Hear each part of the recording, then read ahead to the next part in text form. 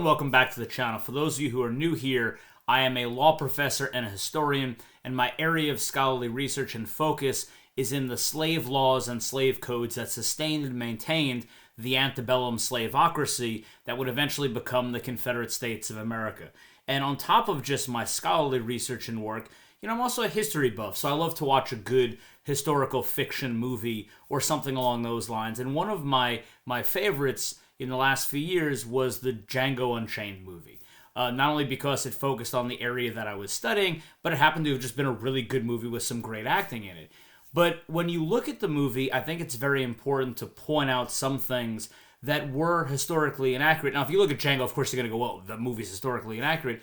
But there was an interesting point at the end that I wanted to bring up because it ties back into this concept of slavery being based and its foundation being on white supremacy. And I've talked about this at length in other videos. I encourage you to go back and watch many of the videos on this channel because I painstakingly take the time to show you that slavery in the United States was entirely based on white supremacy. It was a system of white supremacy. It created the slaveocracy of the antebellum South, and the antebellum South was not simply a society with slaves, but rather it was a slave society. Everything about it was built around this racial power structure and the idea that whites had in the antebellum South that the natural place and natural condition for people of Africans and African descent was to be in a state of slavery, that it was the best spot for them to be in, that it was therefore natural for them to be in, and that's where they belonged. And that this idea of racial supremacy, because it was embedded into the system, didn't simply end with the 13th Amendment and the end of the Civil War. And that's why you see this concept of systemic racism in the system all the way up into the present day, because those people who formulated those ideas didn't simply vanish in 1865, and the racial prejudices they created didn't simply end with the 13th Amendment. So to that end, I want to discuss today something that happened at the very end of the movie Django Unchained. And it's where Dr. Schultz emancipates or manumits the wife of Django in the movie. And I'm forgetting the name of all the characters, but Broomhilda was her name. And that's the whole reason they had gone to the Candyland plantation, was to convince Leonardo DiCaprio's character to sell her so they can reunite Django and her, who were married, and then eventually free her.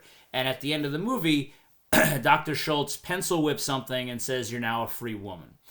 And in reality, that could not happen. The rules and laws for emancipating slaves in the antebellum South was something that the jurists and the governments of the slaveholding states had a very difficult time coming to terms with.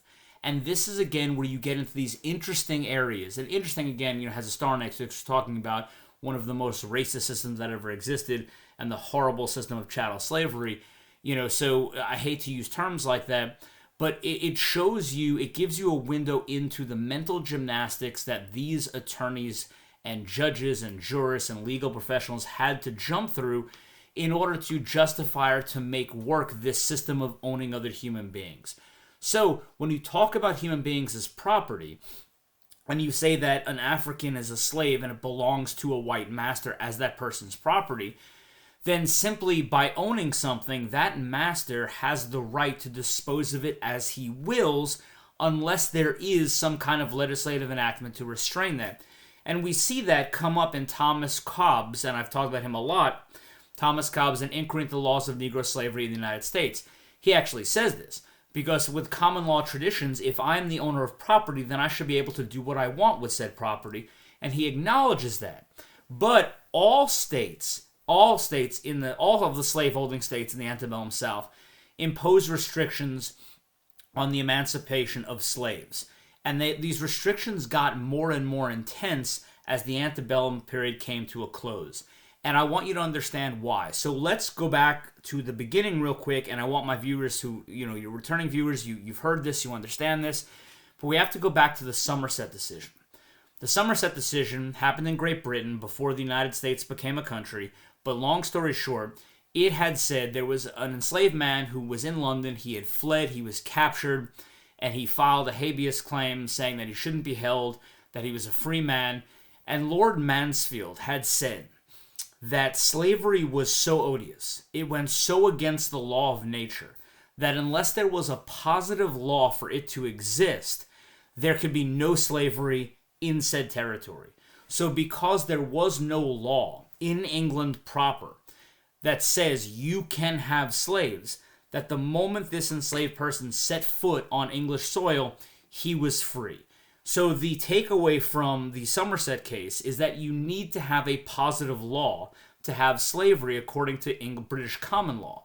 So unless your state, your territory, had on its books, you can have slaves, then in theory, according to Lord Mansfield, slavery couldn't exist. Well, that posed a problem, because only Georgia had on its books a positive law for slavery, and they only had it because they actually abolished it at first and wanted to bring it back. Well, to bring it back, they had to put it back in the code.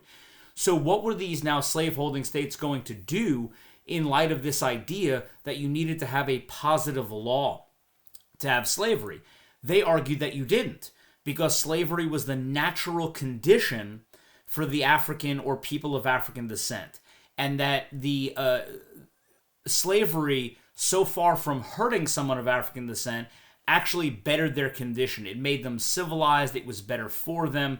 It took them out of barbaric Africa, took them to civilization, that they were genetically created to work, that they were an inferior race, that the best place for them was in service, in servitude, in slavery to the white race. So if you understand that as the foundation for slavery in the slaveholding states in the antebellum South, what will come next will make sense.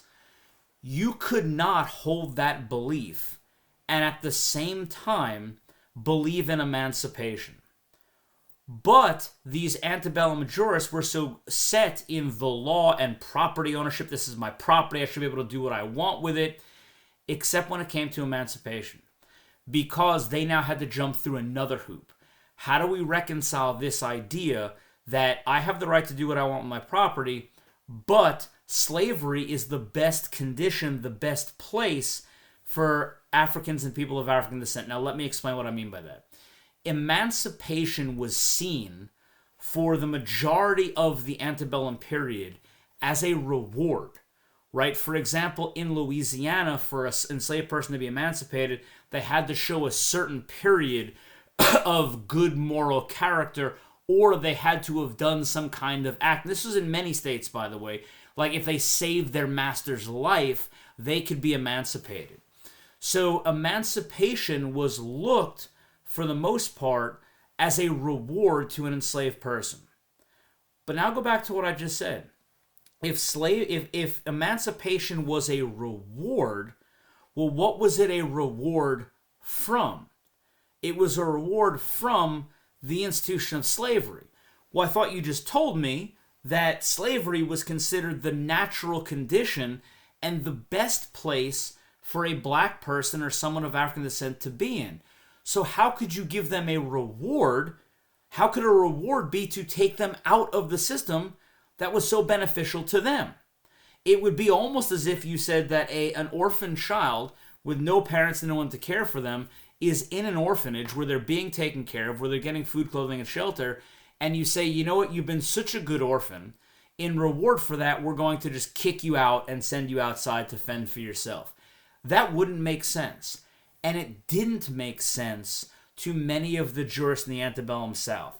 And you can see this because the Richmond Examiner during the Civil War, so in Virginia during the Civil War, towards the end of the Civil War, there was debate in the Confederate government and Confederate social circles over whether or not to allow blacks to enlist in the Confederate Army and fight for the Confederacy with the reward of being free once they had done their service. And the Richmond Examiner noted this and said, according to this message, it is a rich reward for faithful service to turn a Negro wild.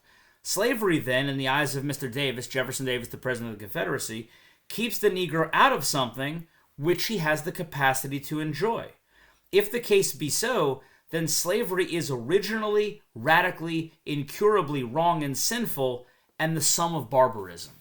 So the Richmond Examiner, and this is at the very tail end of slavery, even understood this, that if you say serving in the Confederate Army, the reward will be you get out of slavery, if it is a reward to be removed from the system of slavery, then slavery is not natural, it is barbaric, it is cruel, because you're saying that a benefit, a reward, is to get out of said system.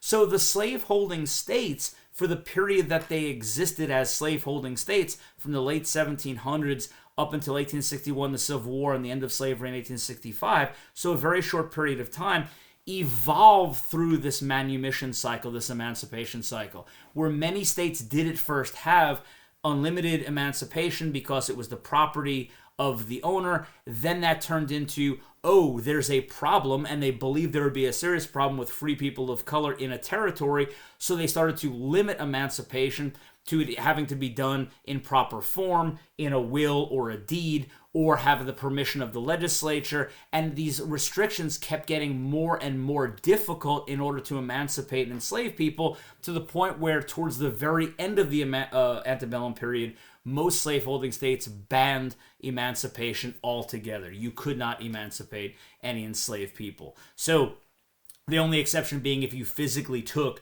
your enslaved people to another state, and that state had provisions for emancipation, and you did it there, or it was a free state. So Louisiana is an example. I actually wrote a paper. I'll put it in the description box so you can go look at it if you want. It was published in the Lincoln Memorial Law Review this past year on all of the comparative analysis of emancipation in the slaveholding states.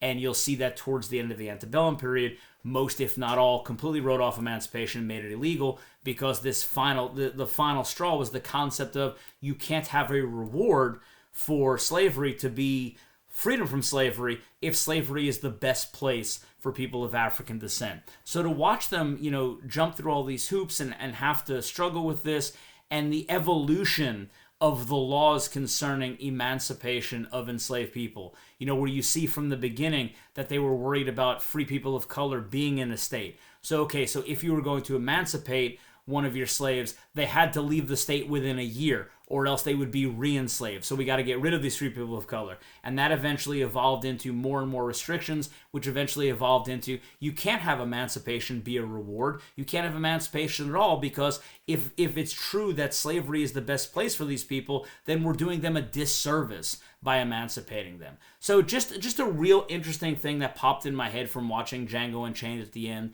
and for you to again see how this system really was based entirely and fundamentally on white supremacy.